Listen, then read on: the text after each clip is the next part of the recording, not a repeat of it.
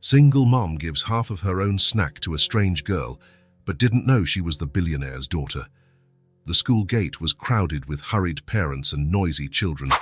Maisie stood still in the same spot, her blonde hair shining in the afternoon sun.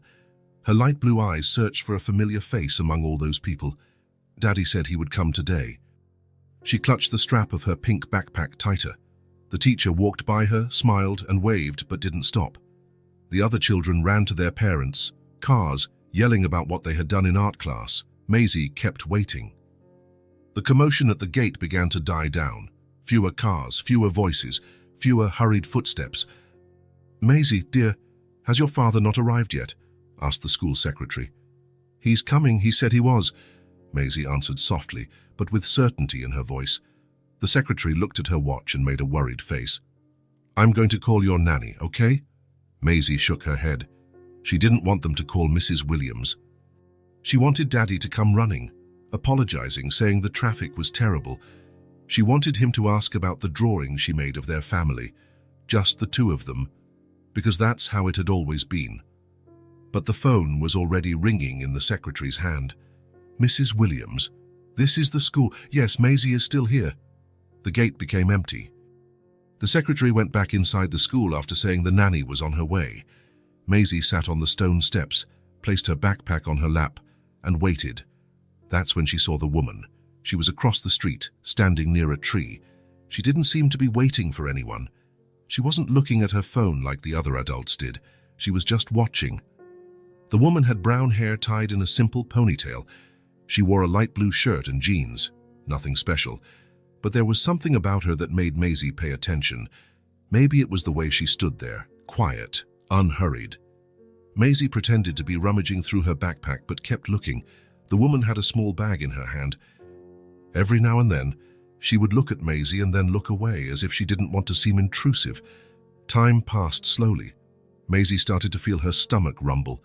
She hadn't eaten her school snack because she was saving it to share with her dad on the way home. He always asked about the school food, and she always answered that it was so-so.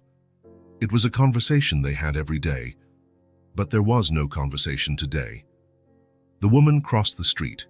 Maisie pretended not to see, but she followed every step. The woman stopped a few feet away, as if considering whether to approach or not. "Hi," she said, in a soft voice.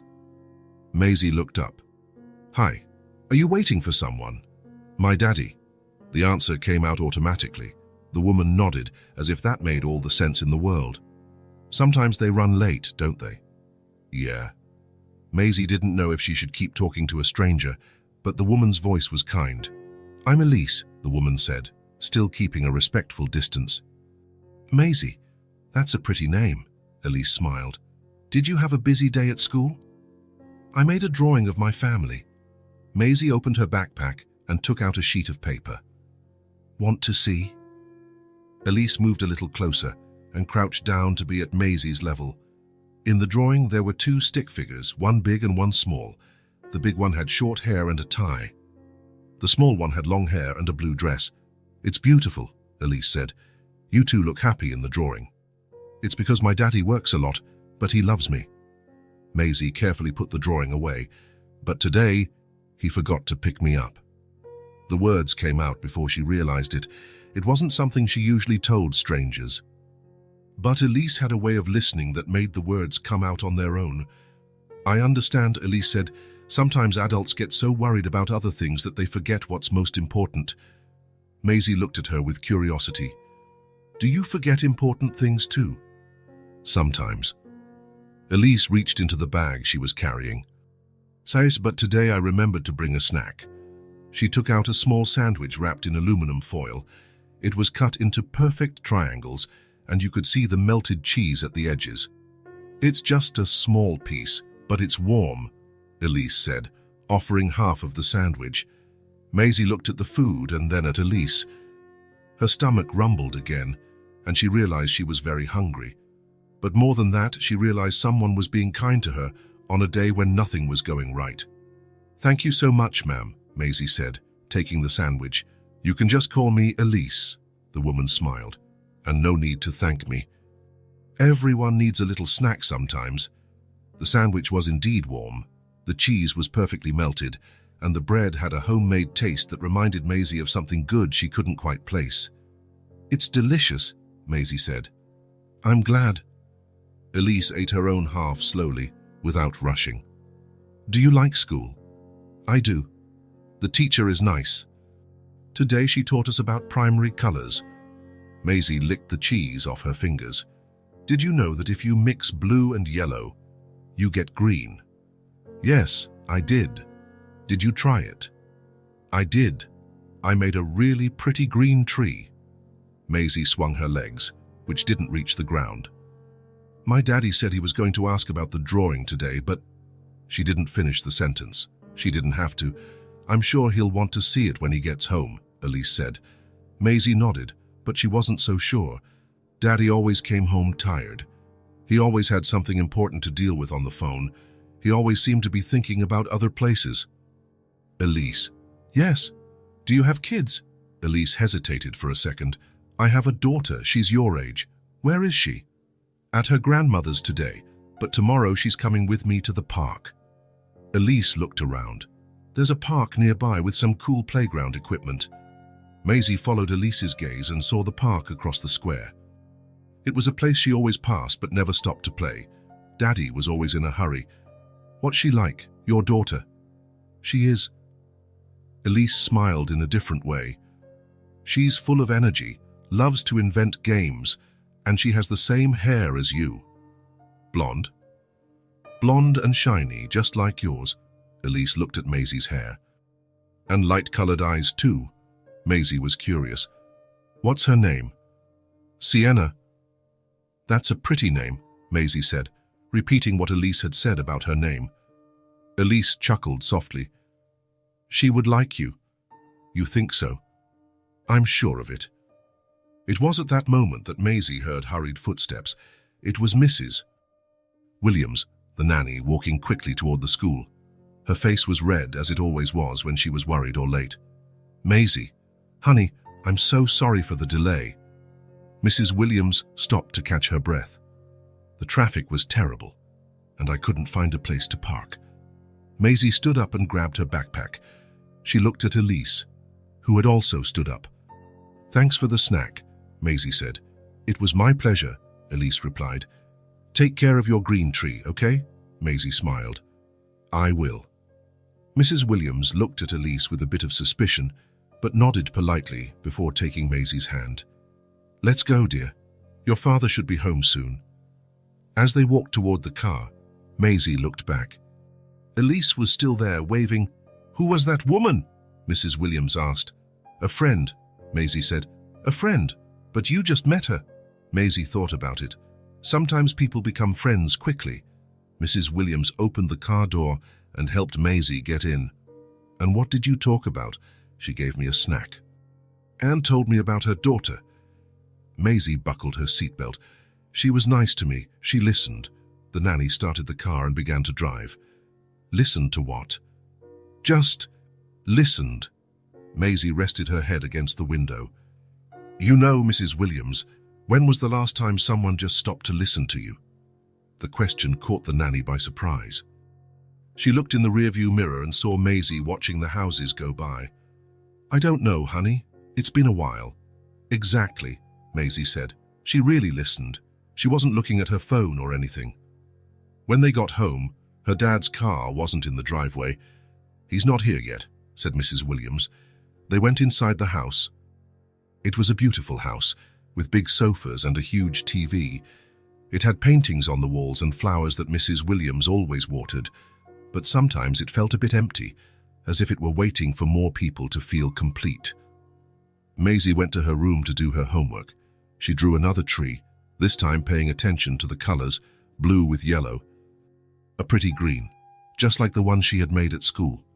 When she finished, she heard the sound of the car in the garage. Daddy was home. She ran to the living room with the drawing in her hand, ready to tell him about her day, about the colors, about Elise and the warm sandwich. Clark came into the house already on the phone. He waved at Maisie, gave a 1-minute signal with his finger, and continued the conversation. "Yes, I understand, but we need to resolve this today." "No, It can't wait until tomorrow. Maisie stood in the living room, holding the drawing.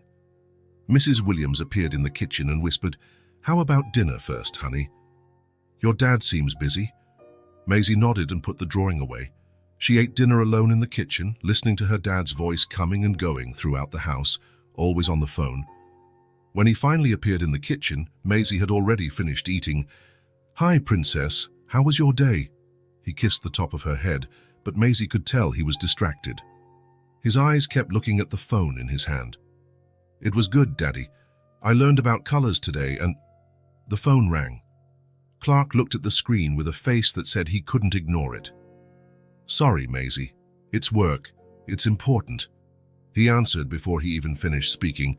"Hello?" "Yes, I was expecting your call." Maisie sat at the table, watching her dad pace back and forth, talking about things she didn't understand. Mrs. Williams came to get the empty plate. "Your dad works a lot, doesn't he?" she whispered.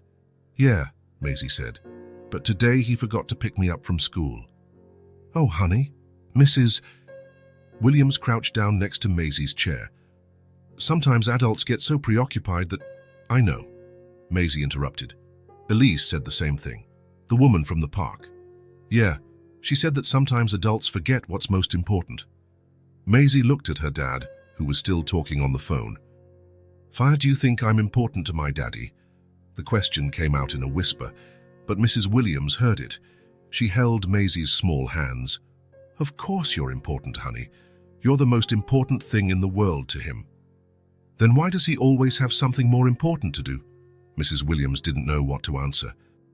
That night, after Clark finally put his phone away and helped Maisie brush her teeth, she tried one more time. "Daddy, I made a green tree today. Want to see it?" "Of course, Princess. We'll look at it tomorrow, okay? Daddy is very tired today." Maisie nodded and got into bed. Clark kissed her forehead and turned off the light. In the darkness of her room, Maisie thought about Elise. She thought about how she had stopped everything she was doing just to talk. She thought about the warm sandwich and her kind way of speaking. She thought about Sienna, Elise's daughter, who had hair just like hers. On the other side of town, in a smaller, simpler house, Elise was also thinking. She had prepared dinner for herself and Sienna, who had come back from her grandmother's house full of stories to tell. While her daughter talked about the games she had invented, Elise thought about the blonde girl she had found waiting at school. There was something in Maisie's blue eyes that had touched her, a loneliness that Elise knew well. The loneliness of someone who wants to talk, but no one has time to listen. It was a loneliness Elise had felt many times when Sienna was a baby, when she was just another single mom trying to handle everything on her own, when everyone around seemed to have someone except her. "Mommy, are you listening?" Sienna nudged Elise's arm. "Of course, sweetie. You were telling me about the game with Grandma." "Yeah, but you were thinking about something else." Sienna tilted her head. "What were you thinking about?" Elise smiled. Her daughter always noticed when her mind drifted. "I was thinking about a girl I met today. A girl my age. Your age. Blonde hair, light eyes, just like you." Sienna became interested. "What's her name?" "Maisie." "Pretty. Where did you meet her?" Elise told her about the encounter at the school, about the girl waiting alone, about the shared sandwich. She didn't tell her about the loneliness she saw in Maisie's eyes, because Sienna was still too young to understand such things. "Do you think she would like to play with me?" Sienna asked. "I think so." "Can we go look for her tomorrow?" Elise hesitated. She didn't usually get involved in other people's lives. She had learned to protect herself, not to create expectations. But there was something about Maisie that made her want to break her own rules. "Maybe we'll stop by the park tomorrow," she said. "And who knows? Who knows, she might be there." Sienna clapped her hands. It would be nice to have a new friend. That night, after putting Sienna to bed, Elise stood in the kitchen thinking. She looked out the window and saw the lights of the other houses. In each one, there were families having dinner, watching TV, talking about their day. For a long time, she had stopped wondering what it would be like to be part of one of those families. She had gotten used to the simple life she had built for herself and Sienna. It wasn't bad. It was even good, most of the time, but today, after meeting Maisie, something had changed. Maybe it was the way the girl had accepted the sandwich with such care. Maybe it was the way she spoke about her father with love, even though she was hurt. Elise decided she would go back to the park the next day. She would take Sienna. And who knows, maybe she would find Maisie there. Because sometimes the best things in life start with a small act of kindness, with a small piece of a warm sandwich, with someone who stops to really listen. And maybe, just maybe, that meeting was the beginning of something bigger than she could imagine. The park was full of golden leaves scattered on the ground. Elise held Sienna's hand as they walked toward the playground. The little blonde girl skipped with excitement, her light blue eyes shining with the promise of a new adventure. "Will she be here, Mommy?" Sienna asked for the third time. "I don't know, sweetie, maybe." Elise scanned the park with her eyes. "But if she's not, we'll just play together, okay?" Sienna nodded, but kept searching. She had spent the whole night thinking about the girl her mother had described. A girl just like her, with blonde hair and light eyes. Someone who liked to draw green trees and who might like to play too. That's when she saw her. On the other side of the park, a girl was sitting alone on a swing. She wasn't swinging. She was just sitting there, pushing dry leaves with her feet. "Mommy, is that her?" Sienna squeezed Elise's hand. Elise smiled. It was indeed Maisie. She was wearing a light pink coat and her hair was down, shining in the morning sun. She seemed to be waiting for someone. "It is... Do you want to go talk to her?" Sienna hesitated for a second. She was brave most of the time, but meeting someone new always gave her butterflies in her stomach. What if the girl didn't want to play? What if she was boring? What if they had nothing in common? "Let's go together," Elise said, noticing her daughter's hesitation. They approached slowly. Maisie was distracted, fiddling with a leaf shaped like a star. When she heard the footsteps, she looked up. "Elise." Maisie's voice sounded surprised and happy at the same time. "You came." "Of course I came." "This is Sienna." Elise placed a hand on her daughter's shoulder. "Sienna, this is Maisie." The two girls looked at each other. They really did look alike. Blonde hair, light eyes, the same height, but Sienna had a more restless energy, while Maisie seemed quieter, more observant. "Hi," Sienna said, a bit shy. "Hi," Maisie replied. They stood like that for a few seconds, studying each other. Elise sat on a nearby bench, giving them space to get to know one another. "Your mum told me you like to draw," Sienna said, breaking the silence. "I do. Yesterday, I made a green tree. I learned that blue with yellow makes green." "Really, I didn't know that." Sienna was impressed. "Can you teach me?" "I can." Maisie smiled. "What do you like to play?" "Everything." Sienna brightened up. "I like to invent games. Yesterday, I invented a game of jumping on rocks at my grandma's house." "How does it go?" Sienna looked around and saw the leaves scattered on the ground. "I can invent a new one right now." "With these leaves?" Maisie got off the swing, interested. "How?" "We can pretend they're islands, and we have to jump from one to another without falling on the ground. The ground is the sea, full of sharks." Maisie laughed. "Sharks in the park? Imaginary sharks," Sienna explained seriously. "The worst kind of all." "Oh, okay." Maisie joined in the game. "And what if we fall? Then you become a shark too." The two of them started arranging the larger leaves on the ground, creating a path. Elise watched from a distance, smiling. It was amazing how children could turn anything into an adventure. "Ready," said Sienna. "You go first." Maisie hesitated. "What if I fall?" "You won't fall.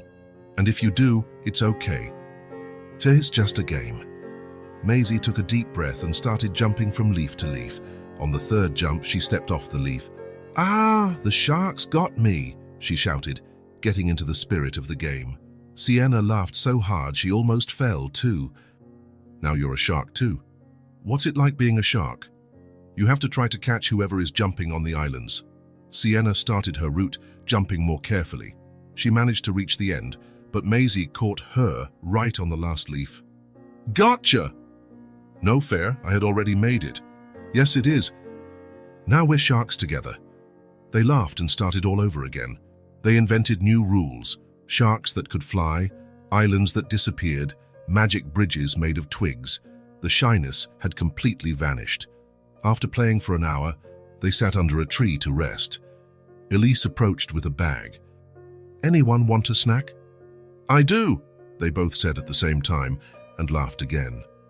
Elise took out homemade cookies and juice boxes from the bag. The girls ate in silence for a few minutes, still out of breath from playing. "These cookies are delicious," Maisie said. "Did you make them, Elise?" "I made them last night. Sienna helped me." "I cracked 3 eggs," Sienna said proudly, "and I licked the bowl." "I've never made cookies," Maisie confessed. "My daddy isn't a very good cook." "You can come make them with us," Sienna offered.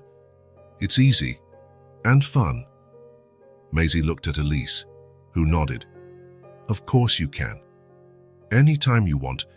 "Really? Really?" Maisie smiled in a way Elise hadn't seen the day before. It was a looser, happier smile. "Look," Sienna pointed to the ground. "This leaf is shaped like a heart." "It's true," Maisie picked up the leaf. "It's perfect." "Let's look for more leaves with different shapes," Sienna suggested. They spread all the leaves they had collected on the ground. There was one that looked like a fish, another that resembled a butterfly, and several that didn't look like anything, but they decided they were aliens or baby dinosaurs. "This one looks like a house," Maisie said, holding a large round leaf. "And this is the family that lives in the house," Sienna said, gathering several small leaves. "The daddy, the mommy, and the 2 daughters." Maisie stared at the leaves. "2 daughters?" "Yep. Sisters." Sienna arranged the smaller leaves near the larger one. "They play together every day." "It must be nice to have a sister," Maisie said softly. "You don't have siblings?" "No, just me and my daddy." Sienna thought for a moment. "You know what we can do." "What?" "We can be pretend sisters." Maisie looked up, interested. "What do you mean?" "We can pretend we're sisters, do everything sisters do, play together, share secrets, protect each other from sharks." Maisie laughed at the last part. "Would you be up for that?" "Of course, you're nice, and we look alike." They looked each other in the eye, serious for a moment. It was as if they were making an important pact. "Okay," Maisie said. "Pretend sisters." "Pretend sisters," Sienna confirmed. They held hands and swung their arms, sealing the deal. Elise watched from afar, her heart aching in a good way. It had been a long time since she had seen Sienna so happy with someone her own age, and Maisie was completely different from the shy girl she had met the day before. "Elise!" Sienna shouted. "Maisie is my pretend sister now." "That's great," Elise approached. "And what do pretend sisters do?" "They play together every day," Maisie said. "And share cookies," Sienna added.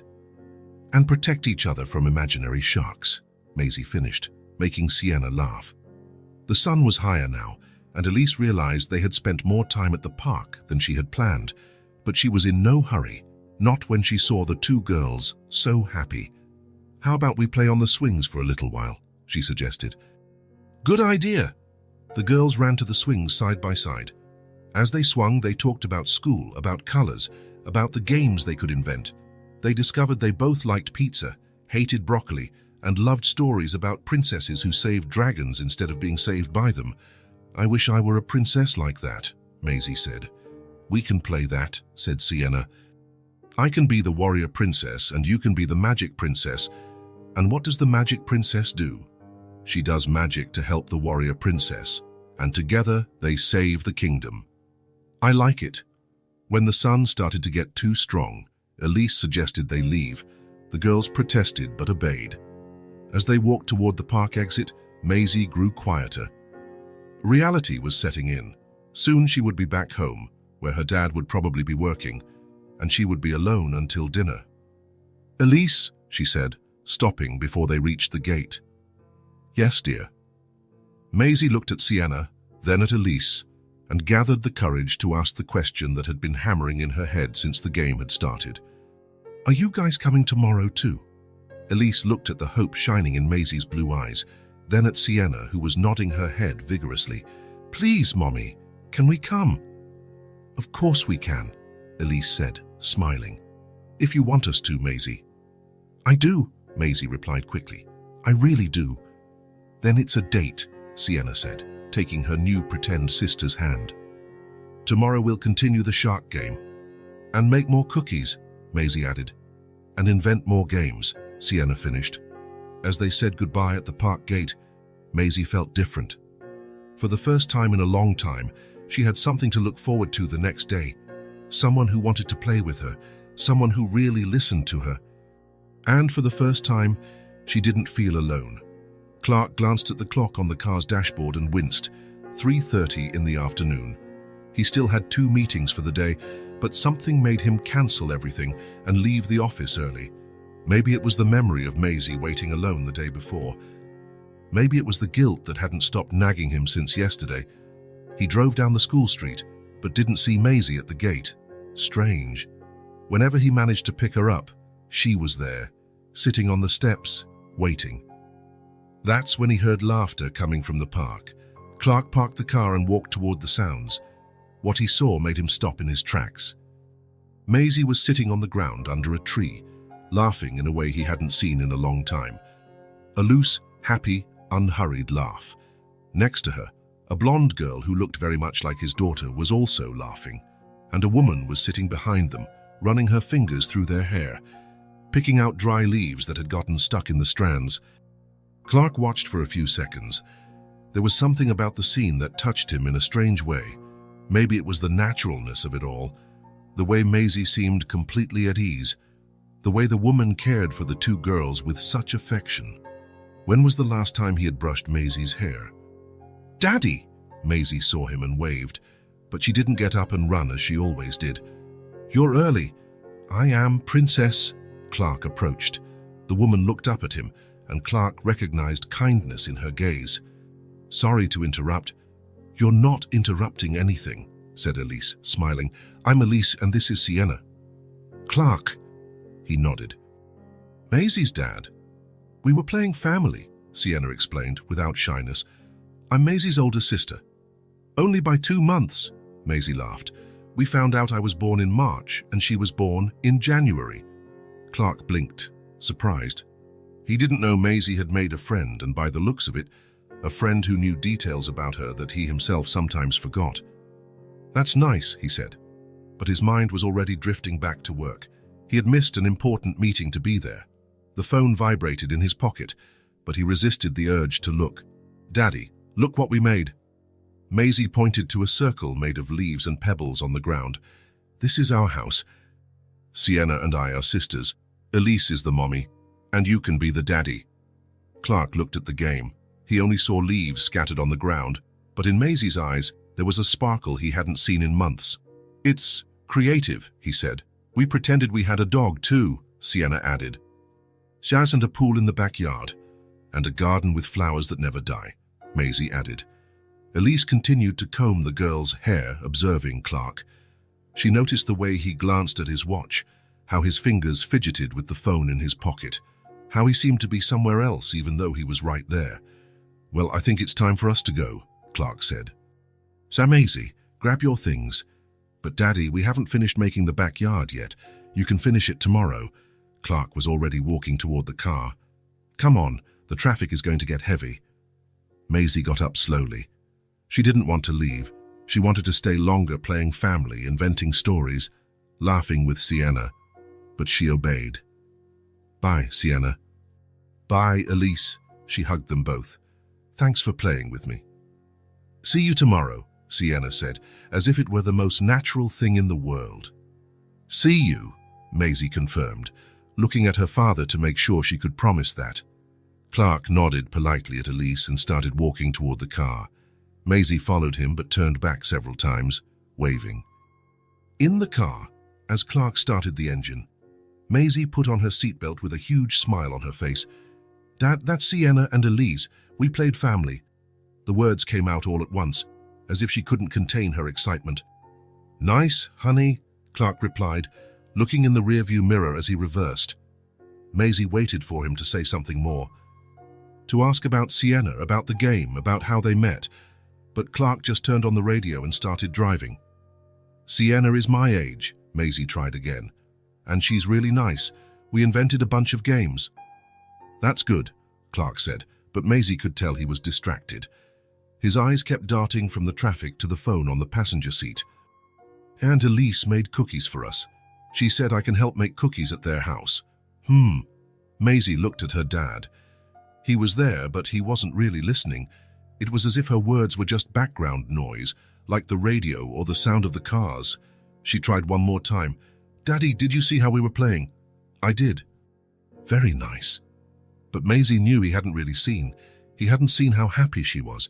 He hadn't noticed how well she and Sienna got along. He hadn't noticed the affection with which Elise cared for them both. She rested her head against the window and fell silent.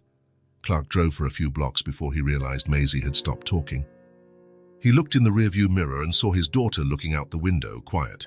"Everything okay back there, Princess?" "Everything's fine," Maisie answered softly, but everything wasn't fine. She had just had one of the happiest days of her life. She had made an amazing friend. She had played at having a complete family, and her dad hadn't even really asked about any of it. How could he not understand that it was important? Clark sensed something was wrong but didn't know what. Maisie was quieter than usual. Maybe she was tired from playing in the park. The phone rang. It was from the office. "You can answer it, Dad," Maisie said, still looking out the window. "I know it's important." There was something in her tone of voice that made Clark hesitate, but the phone kept ringing, and he knew it was about the meeting he had cancelled. "Just a minute," he said, answering. "Oh, hello." Maisie closed her eyes and listened as her father's voice changed. It became more serious, more interested, more present. That's how he spoke when something really mattered. She thought of Elise, of the way she listened when they talked, the way she asked questions about their drawings, their games, their feelings, the way she truly paid attention. She thought of Sienna, who had listened to all her stories about school, about colors, about her dad who worked a lot, who had invented games just for them to play together. And she thought of her father, who was there in the car with her, but seemed to be on another planet. When they got home, Clark was still on the phone. He motioned for Maisie to go inside alone, that he'd be right in. Maisie entered the empty house and went straight to her room. She picked up the drawing of the green tree she had made the day before and looked at it for a long time. Then she took a blank sheet of paper and started to draw again.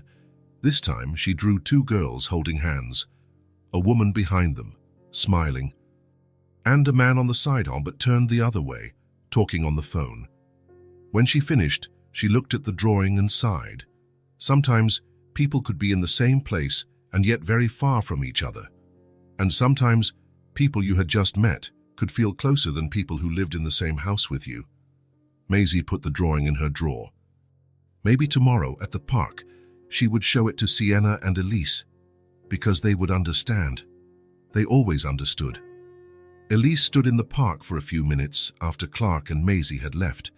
Sienna had run off to the swings, but she remained there, looking in the direction the car had taken.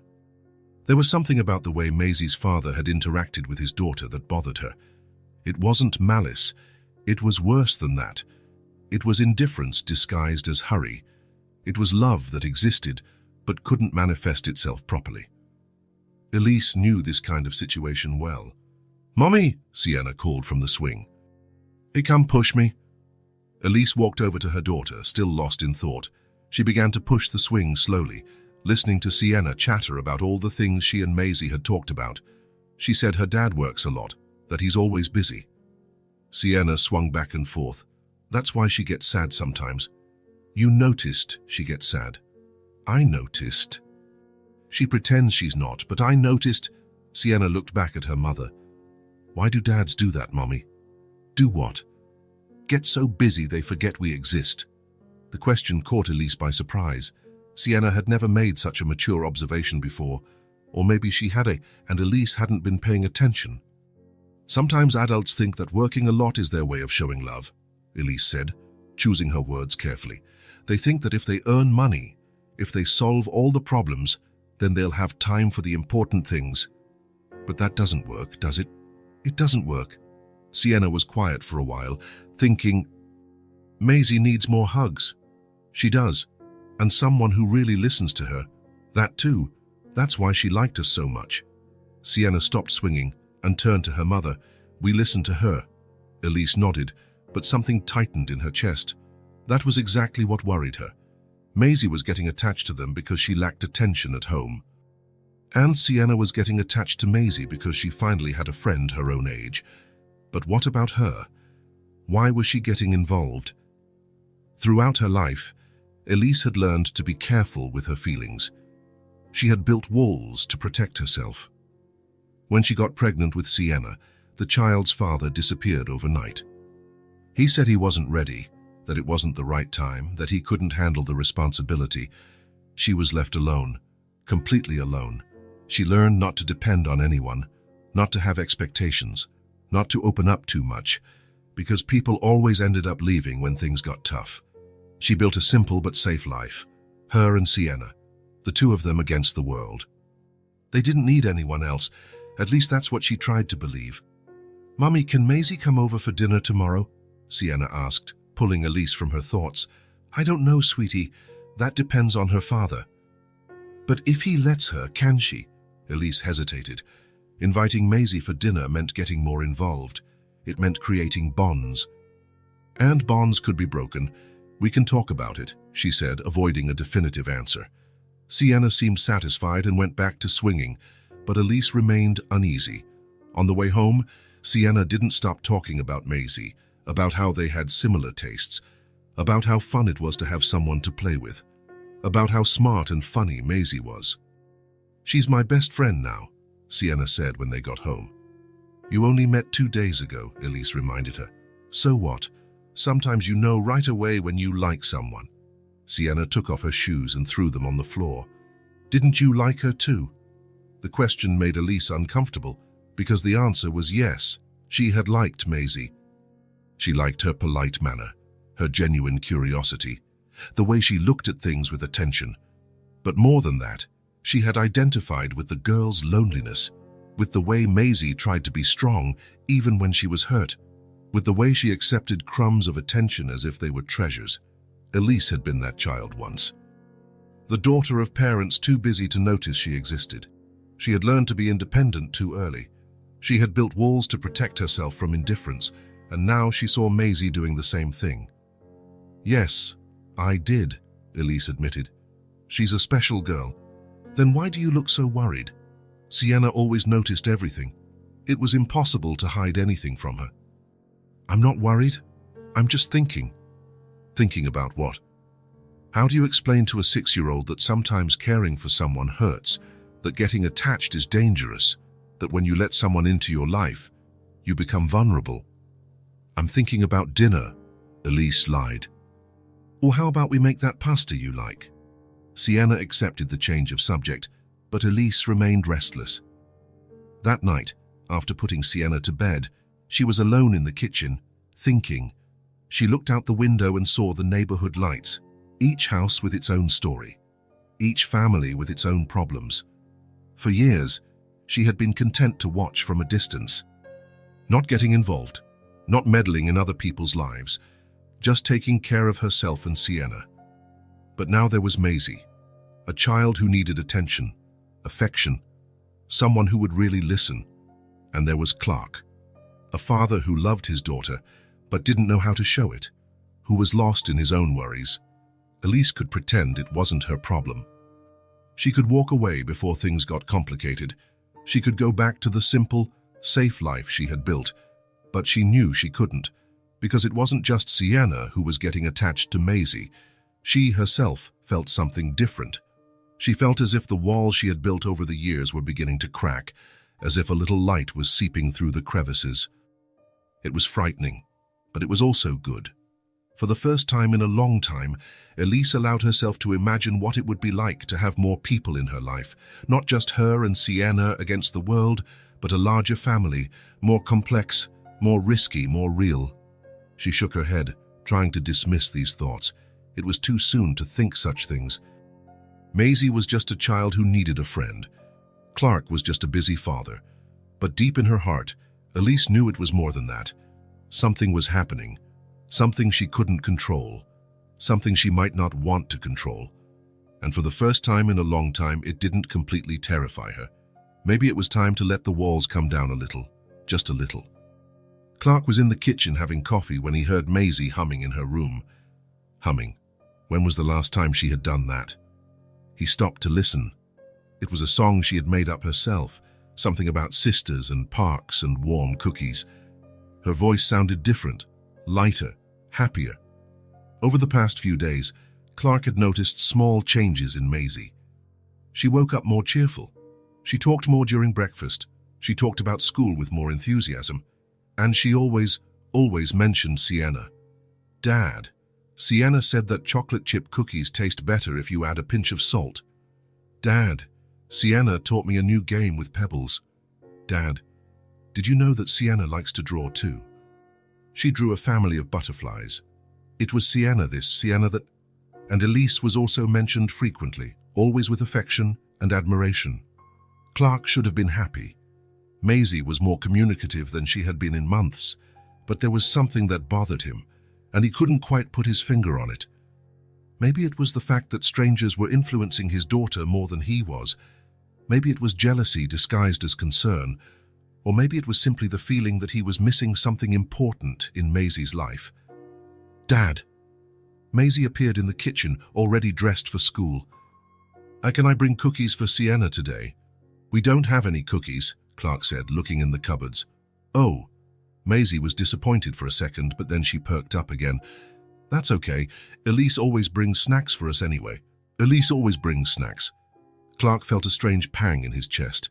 When was the last time he had prepared a special snack for Maisie? Maisie, he said, closing the cupboard. Tell me more about Sienna. Maisie's eyes lit up. You really want to know? I do. And so Maisie began to talk.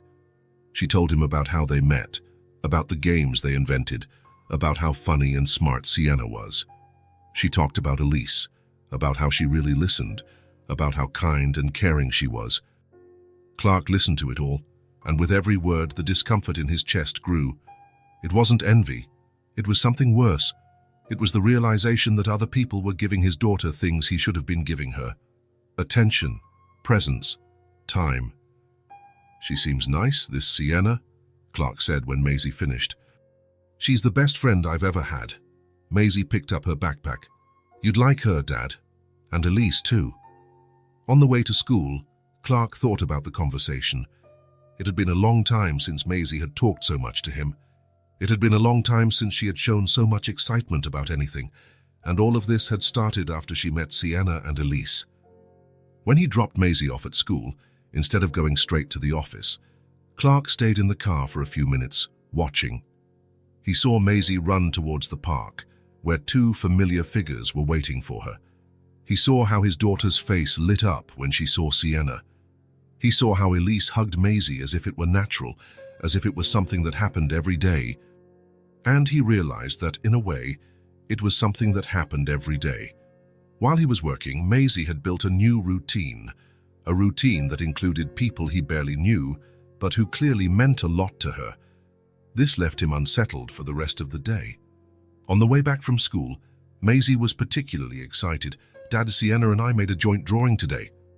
She drew one half and I drew the other half, and it turned out perfect. That's cool. And Elise brought cheese sandwiches with that bread that's kind of sweet. She said she made it especially for me, because she remembered I liked the other one. Clark felt that strange pang again. Elise remembered what Maisie liked. She did special things for her. When was the last time he had done something special for Maisie? Dad? Maisie interrupted his thoughts. Are you okay? I'm fine, Princess. Just thinking. Thinking about what? Clark looked at his daughter in the rearview mirror. She was playing with a folded drawing in her lap, smiling to herself. She was happy, genuinely happy. Maisie, he said suddenly, how about we invite Sienna and Elise over for dinner one of these days? Maisie looked up, surprised. Really? Really? When? I don't know. Maybe tomorrow. Maisie squealed with joy in the back seat. That would be amazing. They'll love our house. And I can show Sienna my room. And we can play family for real. Clark smiled. infected by his daughter's enthusiasm, but at the same time, he felt a knot in his stomach. What if they thought he was boring? What if he didn't know how to talk to them? What if it became obvious that he didn't know his own daughter as well as he should? The next day, when he went to pick up Maisie at the park, Clark approached Elise. "Excuse me," he said, a bit awkwardly. "Elise, right?" "That's right." She smiled, but Clark noticed a certain caution in her eyes. "I wanted to extend an invitation. Maisie has been talking so much about you guys that I thought, maybe you'd like to have dinner at our place tomorrow." Elise hesitated. Sienna, who had overheard the conversation, jumped with excitement. "Can we, Mommy, please?" "It's just a simple dinner," Clark said quickly. "Nothing fancy. Just so I can get to know the people who are important to Maisie better." There was something in the way he said it that touched Elise. A vulnerability she hadn't expected to see, as if he really wanted to make an effort but didn't know how. "That would be lovely," she said. "Thank you for the invitation." "Yay!" shouted Maisie and Sienna at the same time. The next day, Clark left work early to prepare dinner. He wasn't much of a cook, so he decided on something simple: pasta with tomato sauce, salad, and bread. He also bought some ice cream for dessert. As he cooked, he found himself getting nervous. When was the last time he had had people over? When was the last time he had worried about impressing someone? At 6 o'clock, the doorbell rang. Maisie ran to open the door. "They're here," she shouted. Clark wiped his hands on a dish towel and went to greet the guests. Elise was at the gate with a container in her hands and Sienna by her side, holding a drawing. "I brought dessert," Elise said, offering the container. "Homemade pudding." "You didn't have to," Clark said, but he was touched by the gesture. "Please, come in." The house felt different with more people inside, less empty, less silent. "Wow," said Sienna, looking around. "Your house is beautiful, Maisie." "Want to see my room?" Maisie took her friend's hand. "Of course." The two girls ran upstairs, leaving Clark and Elise alone in the living room. "Nice house," Elise said politely. "Thanks." Clark suddenly felt uncomfortable. He didn't quite know what to say. "Would you like to sit? Dinner will be ready in a few minutes." They sat on the sofa, and for a moment they were silent, listening to the girls' laughter from upstairs. "Maisie is a special child," Elise said. "She is." Clark looked towards the stairs. "Says she's changed a lot since she met you guys." "How so?" "She's more alive, more talkative, happier." Clark hesitated. "I don't know if that's a good or a bad thing." Elise looked at him with curiosity. "Why would it be bad?" Clark didn't know how to answer. How could he explain that he was jealous of his own daughter's happiness? How could he say that he felt inadequate compared to the attention they gave Maisie? "It's not bad," he said finally. "It's just, I don't know if I'm a good father." The confession came out unexpectedly. Elise was surprised by his honesty. "Maisie loves you very much," she said gently. "She talks about you all the time." "She does." "She does. She says you work hard because you want to take care of her, that you try your best even when you're tired." Clark felt a strange sense of relief. "Sometimes I feel like I work so much that I forget to be present." Before Elise could answer, the girls came running down. "Dad, Sienna loved my room." Maisie was beaming. "And she showed me her book collection," Sienna said. "I didn't know she had so many." "Maisie is very smart," Clark said, smiling at his daughter. During dinner, the atmosphere gradually warmed up. Clark still seemed a bit tense, but the girls didn't give the mood a chance to get heavy. They told stories about school, about the games they invented, about the drawings they made. Sienna showed Clark the drawing she had brought, a family of 4 holding hands. "This is us," she explained. "Me, Maisie, Mommy, and you." Clark looked at the drawing for a long time. There was something moving in the simplicity of those colorful lines. "So it's very beautiful," he said. After dinner, Maisie insisted on showing Sienna how to mix paint colors. They spread paper on the living room floor and started painting, while Clark and Elise did the dishes in the kitchen. "They get along so well," Elise said, watching the girls through the kitchen doorway. "Yes." Maisie has never had a friend like this. Clark rinsed a plate. She's always been kind of a loner. It sometimes takes a while for kids to find compatible people. What about you? Has Sienna always found it easy to make friends? Elise hesitated. Actually, no, we've always been kind of just the two of us. We don't have a big family, so Sienna wasn't used to other children. And now? Now she's happier too. Elise smiled. Sometimes people show up in our lives when we need them most. Clark looked at her. There was something in the way she spoke that made him realize she was also going through changes. That maybe she was also stepping out of her comfort zone because of this friendship. When they returned to the living room, they found the two girls creating a giant mural on the floor. There were drawings of houses, trees, animals, and in the center, 4 stick figures holding hands. "Look what we made," said Maisie. "It's our family," Sienna explained. "How the family we made up." Clark crouched down to get a better look. In the drawing, everyone was smiling, everyone looked happy. "It's beautiful," he said. The rest of the evening passed quickly. The girls played, told jokes, made up stories. Clark and Elise talked about work, about raising children, about everyday things.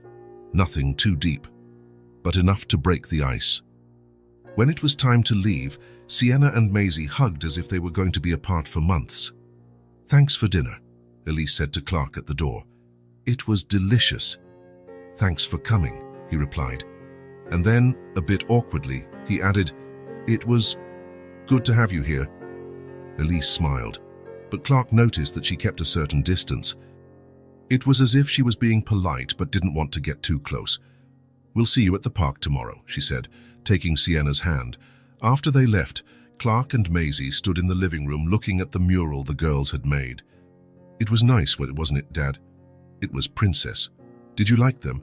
Clark thought for a moment. "I did. They're special people." "I told you you would," Maisie smiled. "They're like family to me." Clark felt that pang in his chest again, but this time it was different. It wasn't discomfort. It was hope, possibility. "Dad?" "Yes." "Thank you for inviting them." "You're welcome, Princess."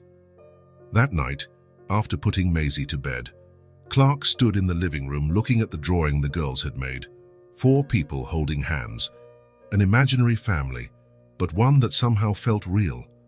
He thought about Elise, about how she cared for the 2 girls with such affection. He thought about Sienna, about how she brought joy into Maisie's life. He thought about his own daughter, about how she was blossoming, and for the first time in a long time, Clark allowed himself to imagine what it would be like to have a bigger family. Not just him and Maisie against the world, but something more complex, richer, more complete. It was a frightening thought. But it was also good. Maybe it was time to stop working so much and start living a little more. Clark glanced at the clock on the car's dashboard, 3:15 in the afternoon. He still had time to go back to the office after picking up Maisie, but he didn't want to. In the last few days, something had changed inside him. It was as if a dormant part of him had woken up. Since the dinner with Elise and Sienna, he couldn't stop thinking. Not about the meetings or the reports he had to deliver. He thought about Maisie, about how she had shone that night, about how naturally she laughed when Sienna was around, about how she seemed more herself. He parked near the school and waited. When he saw Maisie coming out of the gate, he waved. She ran to him with a huge smile. "Daddy, you came again?" "I did." Clark opened the door for her. "How was school today?" "It was good. The teacher said my drawing was very beautiful. And at recess, Emma and I played jump rope." Clark drove slowly, paying attention to every word. "What drawing did you make?" "A family.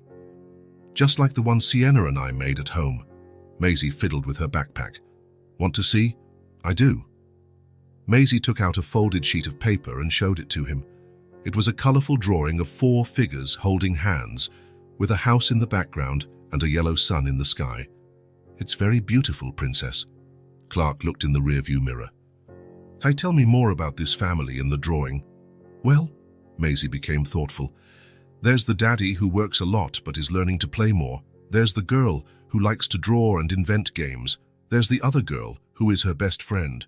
And there's the mommy who makes cookies and listens to people. Clark felt a tightness in his chest. And are they happy? They are, because they stick together and take care of each other. They drove in silence for a few blocks. Clark was processing what Maisie had said. A family that takes care of each other, that sticks together, that is happy. Maisie, he said suddenly, are you happy? The question came out more directly than he intended.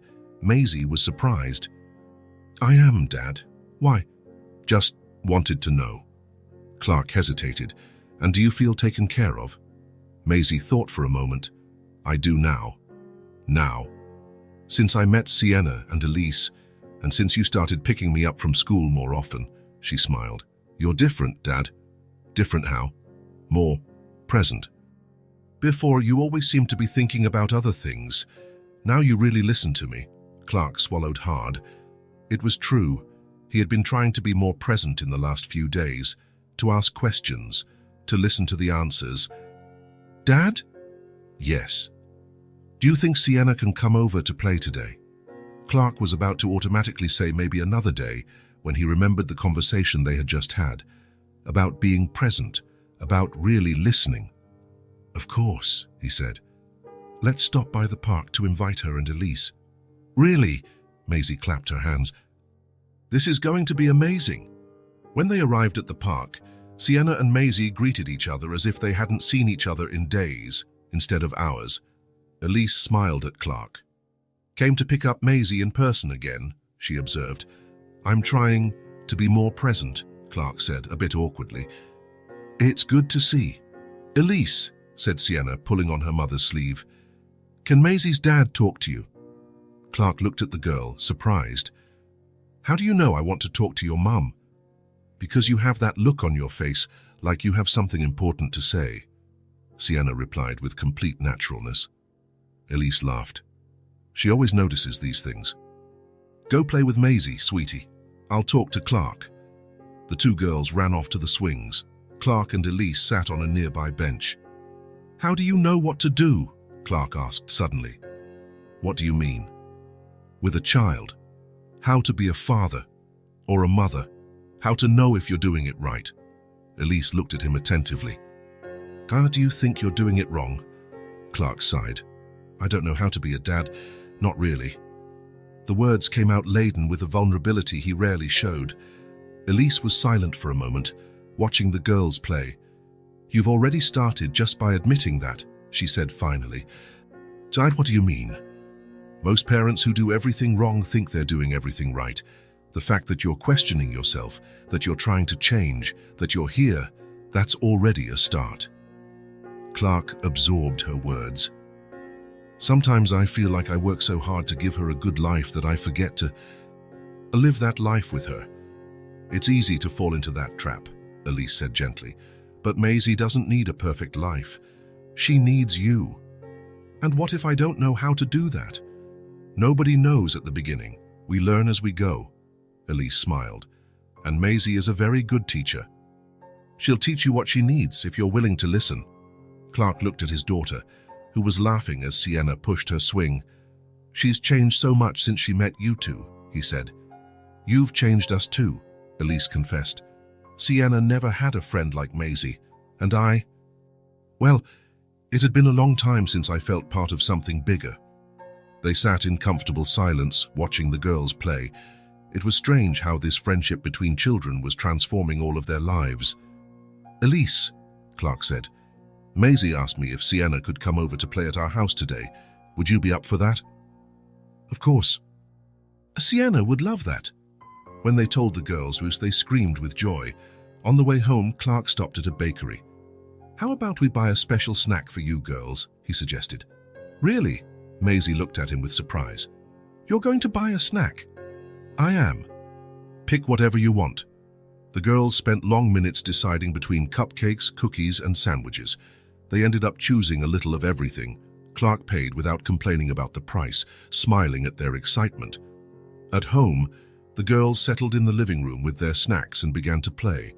Clark and Elise sat in the kitchen for coffee. Thank you, Clark said. For what? For helping me understand a few things. You didn't need help to understand. You just needed time to process. Clark chuckled softly. My ex-wife always said I thought too much instead of feeling. It was the first time he had mentioned Maisie's mother to Elise. She remained silent, respecting the moment. She was right, Clark continued. When she died, I closed myself off even more. I thought that if I worked hard enough, if I solved all the practical problems, the pain would go away, and that Maisie would be fine. And did the pain go away? No. It just got tucked away somewhere, and Maisie, I realized she wasn't fine. She was just pretending to be out just like me. Elise nodded. Children learn to do that when they feel the adults can't handle the truth. That's terrible.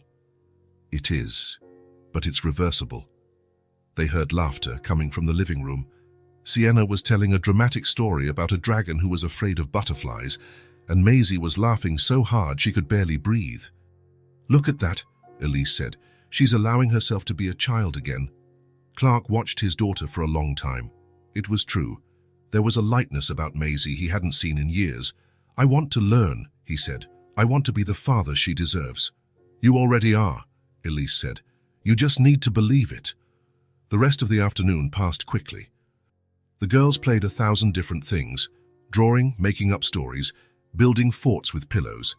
Clark joined in a few times, feeling awkward at first, but gradually loosening up. When it was time for dinner, he suggested they order pizza. Pizza, the girls shouted in unison. You can pick the toppings, Clark said to Sienna. You're our guest. Sienna looked serious for a moment, as if it were an important responsibility. How about half pepperoni and half margarita? Perfect choice, Clark approved. During dinner, the girls talked about school, about friends, about dreams. Clark listened to every word, asking questions, laughing at the jokes, truly engaging. Elise watched it all with a discreet smile. It was beautiful to see Clark discovering himself as a father. After dinner, the girls wanted to play house in Maisie's room. Clark and Elise stayed in the living room, talking about everyday things, but Clark noticed there was something comfortable in that simplicity. When it was time for Elise and Sienna to leave, Maisie was sad. Can she sleep over? She asked. Not today, sweetie, Elise said, but another day, maybe. Promise? I promise. The girls hugged for a long time at the door. After Elise and Sienna left, Clark helped Maisie get ready for bed. Dad, she said as he tucked her in, today was one of the best days of my life. Why? Because you stayed with me the whole time. And because Sienna was here, and because... She hesitated. Because it felt like we were a real family. Clark's heart ached. We've always been a family, Princess. I know, but today it felt bigger, more complete.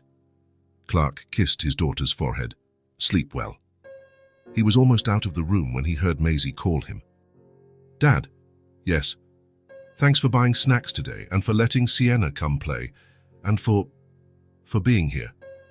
Thank you for teaching me how, Clark replied. He went downstairs to the living room and looked at the drawings the girls had made, scattered on the sofa. Smiling families, houses with gardens, bright suns. For the first time in a long time, Clark felt at peace. Upstairs, in her room, Maisie lay in bed looking at the ceiling. She thought about the day, about how perfect it had been. Then she whispered into the darkness, as if Sienna could hear, "We could be sisters, you know." And in her imagination, she heard her friend's voice reply with that special smile, "We already are, just by heart." Maisie smiled and closed her eyes, feeling complete for the first time in a long time. It was a Friday afternoon, and the girls had gone to Sienna's grandmother's house for the weekend.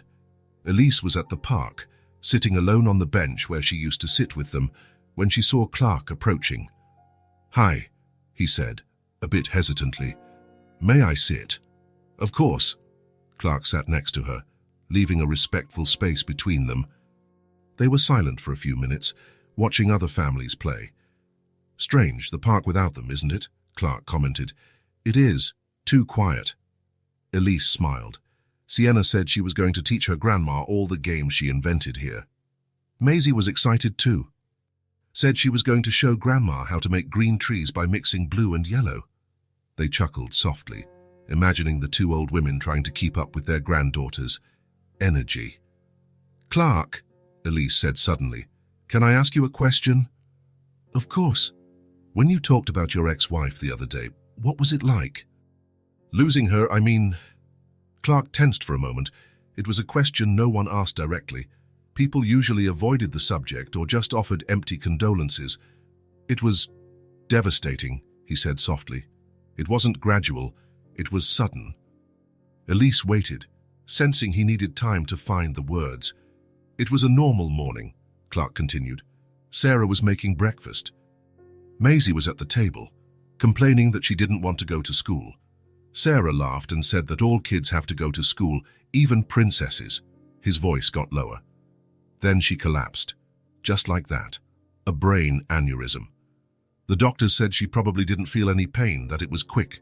Elise held her breath. "But for me and Maisie, for us, it was like the world had stopped." Clark looked at his own hands. "One moment she was there, laughing, making plans for the weekend. The next, I was at the hospital being told she had died." "Oh my God, Clark." "Maisie was 4 years old. She kept asking when Mommy was coming home, and I didn't know how to explain that she was never coming back." Elise felt her eyes well up. "In the first few months, I tried to be strong," Clark continued. "I thought that if I didn't fall apart, if I kept the routine, if I worked hard to make sure Maisie didn't need anything, I thought that would be enough.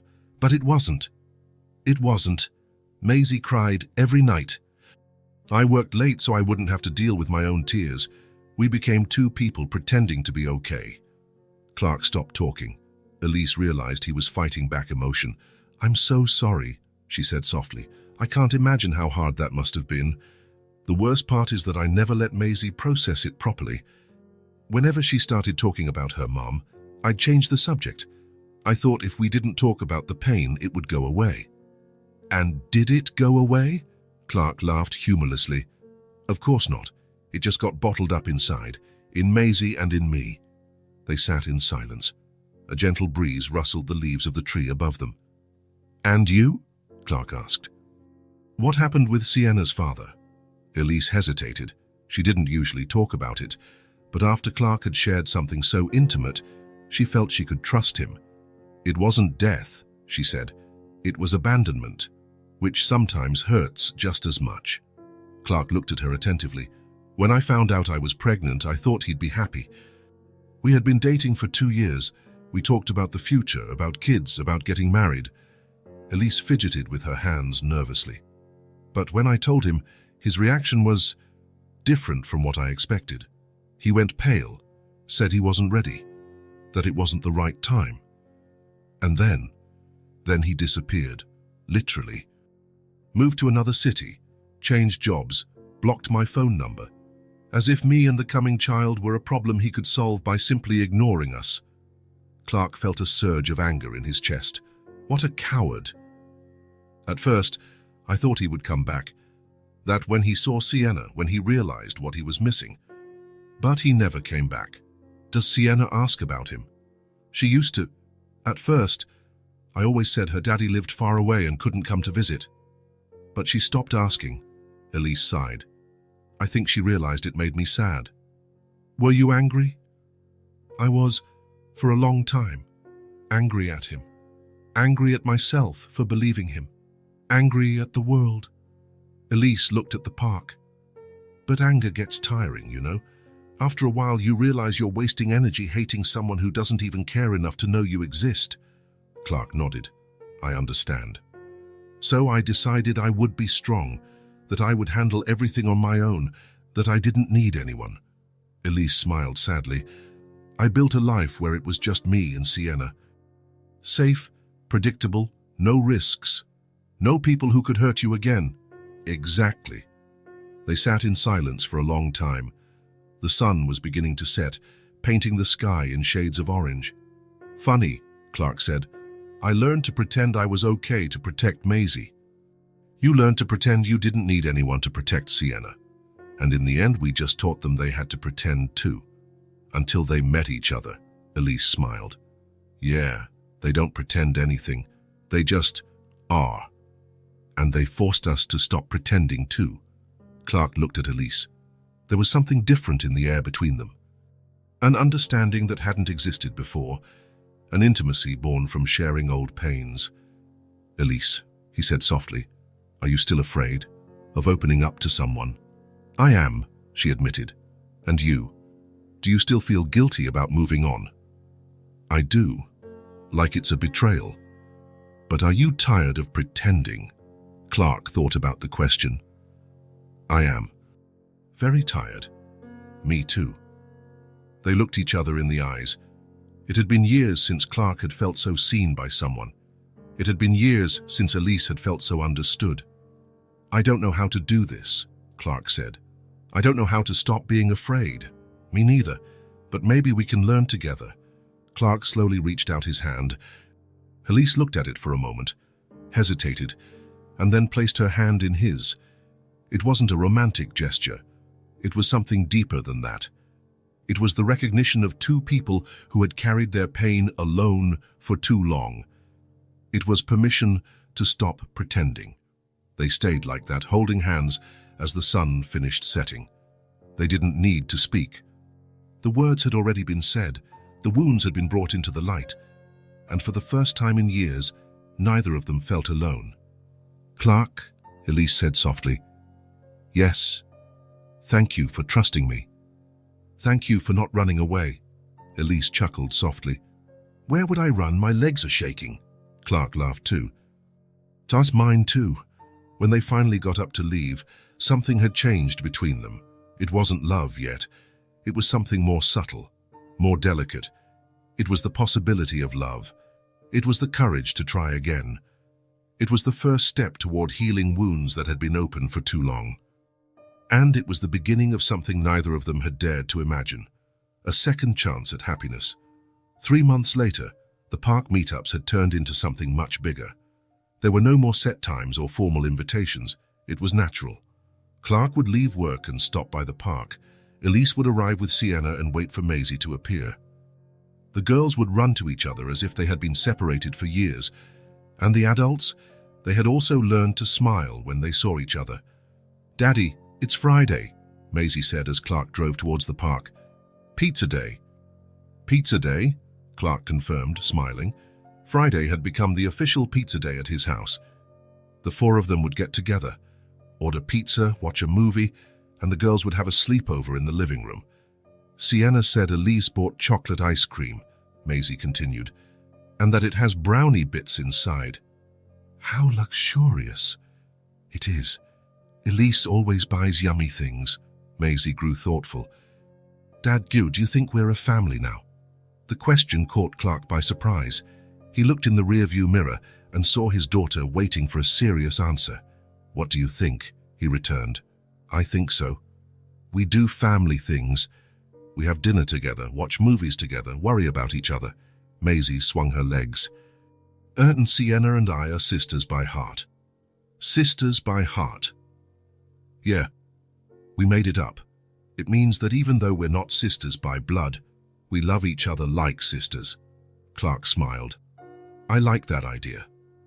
And it means our family gets bigger, but it never gets broken." At the park, Elise and Sienna were already waiting. Sienna ran to hug Maisie, and the two immediately started making plans for the evening. "Today we can play a new kind of house," Sienna said excitedly. "What new kind of house?" Maisie asked. "The house with 2 mummies and 2 bedrooms, 1 mummy for each room. But we sleep in the same room because we're sisters." Maisie clapped her hands. "And the daddies? The daddies work together and have a barbecue on Sundays. And do we have a dog?" "Of course, a golden retriever that loves to play fetch, and a garden with flowers that never die, and a little pool for the summer." Clark and Elise glanced at each other, smiling. The girls had imagined a life that they themselves hadn't yet had the courage to verbalize. "You two have already planned our whole lives," Elise joked. "Yeah," Sienna said seriously, "because you guys are too slow to plan." "Slow how?" Clark asked.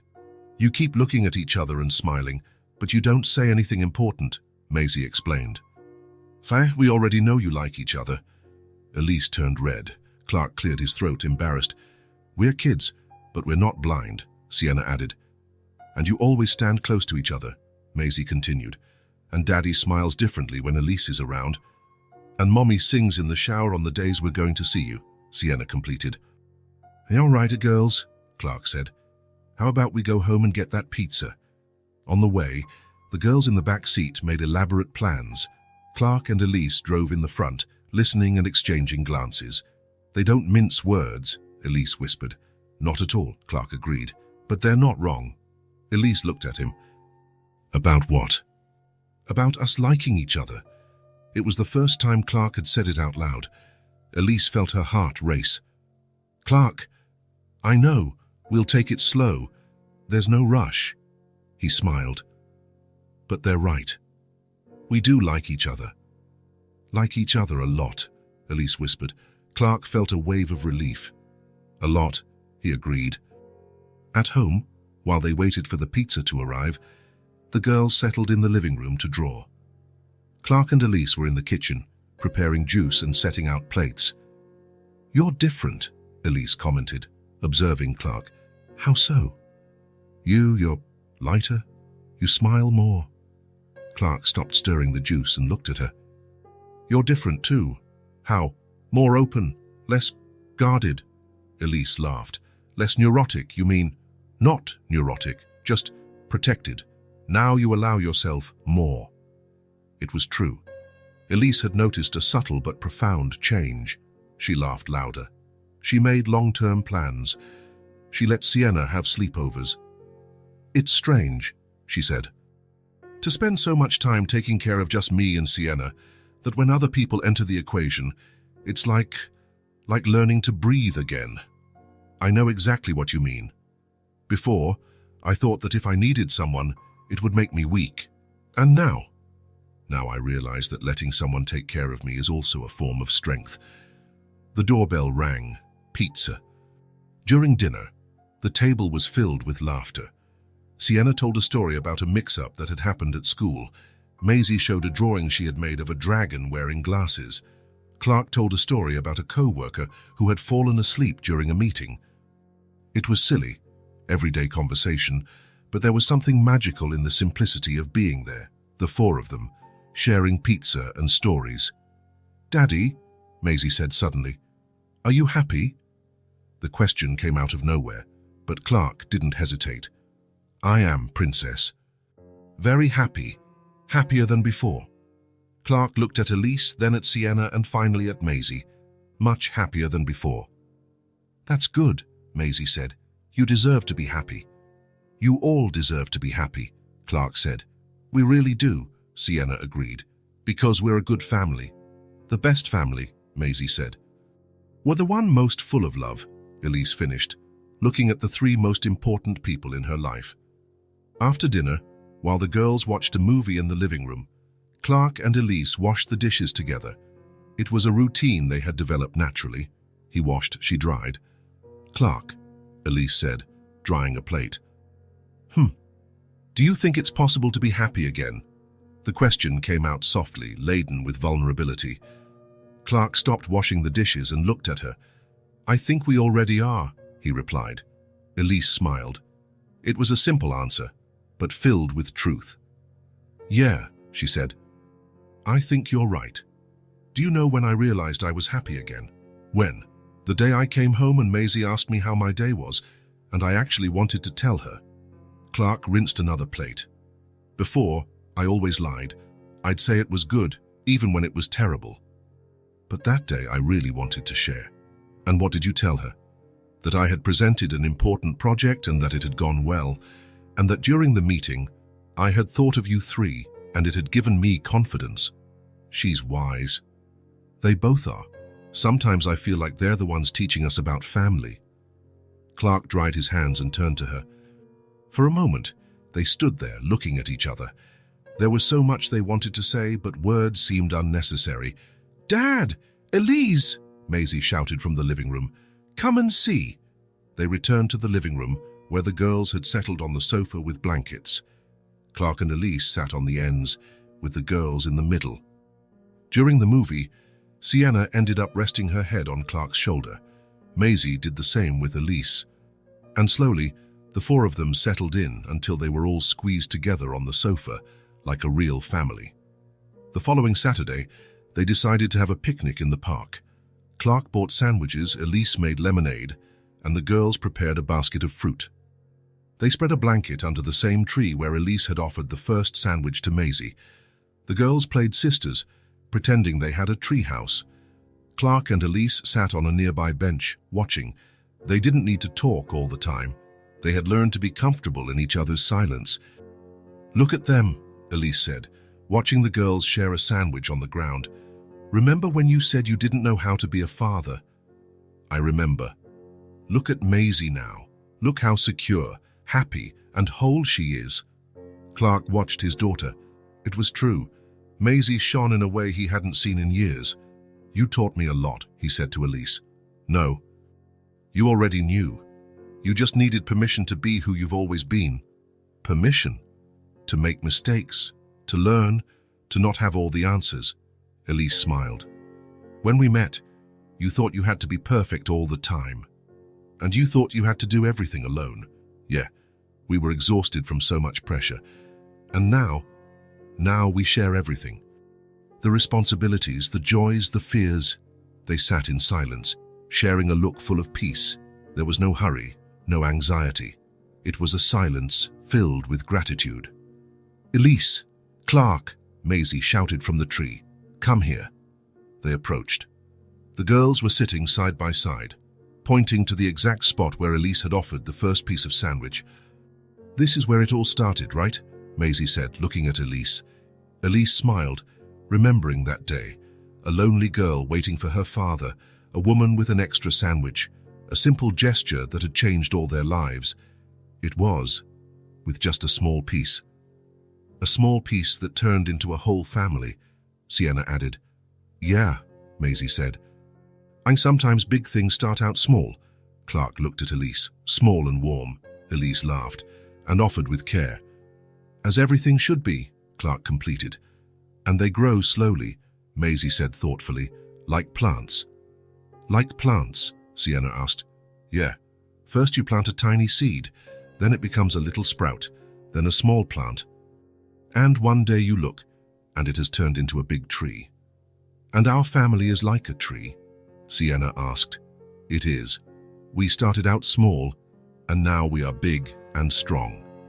Clark was moved by his daughter's analogy. "And trees take care of each other," he said. "How?" Maisie asked. "The roots get intertwined underground. When one tree needs water, the others share. When one gets sick, the others help. Just like us," said Sienna. "Just like us," Elise confirmed. "And when a tree is sad, the others provide shade for it," Maisie added. "And when there's a storm, they protect each other," Sienna said. They stayed there for another hour, talking about the past, making plans for the future, living in the present. The girls took imaginary photos with tree branches. Clark tried to explain how ants organize themselves. Elise told stories about when she was a child. When the sun began to set, they packed up their things to leave. In the car, Sienna and Maisie fell asleep in the back seat, exhausted from playing so much. "They're happy," Elise whispered. "They are. And so are we." Clark drove slowly, wanting to prolong the moment. At Elise's house, as he helped carry a sleeping Sienna to her room. At his house, Elise helped put Maisie to bed. At the door, before Elise left, they said goodbye with a hug. It wasn't the first hug, but it was different from the others. Longer, more complete. "Clark," Elise said, still in the hug. Thank you." "For what?" "For letting me be part of your family. Thank you for letting us be part of yours." When Elise left, Clark stood at the door, watching until her car's lights disappeared. Then he went upstairs to check on Maisie. She was awake, looking at the ceiling. "Dad?" "Yes, Princess. Today was a perfect day." "It really was, Dad." "I love you. And I love Elise and Sienna too. I love you all too." "Does that mean we're a real family now?" Clark kissed his daughter's forehead. "We always were, Princess. It just took a little while to grow." Maisie smiled and closed her eyes. Clark went down to the living room and looked out the window. Outside, the neighborhood lights shone as always, but now they didn't seem so distant anymore. It hadn't been love at first sight. It hadn't been an overwhelming passion or grand romantic gestures. It had been care, consistency, kindness, a sandwich offered to a lonely child, questions asked with genuine attention. Presence when someone needed it, patience with old fears, understanding of wounds that wouldn't heal, small gestures, repeated day after day until they transformed into something bigger. And that, Clark realized, was love. The kind of love that lasts, the kind of love that heals, the kind of love that turns strangers into family, the kind of love that grows slowly but grows forever. If this story touched your heart, subscribe to the channel and turn on notifications so you don't miss the next ones. Leave a like because it helps this story get recommended to more people. See you in the next story.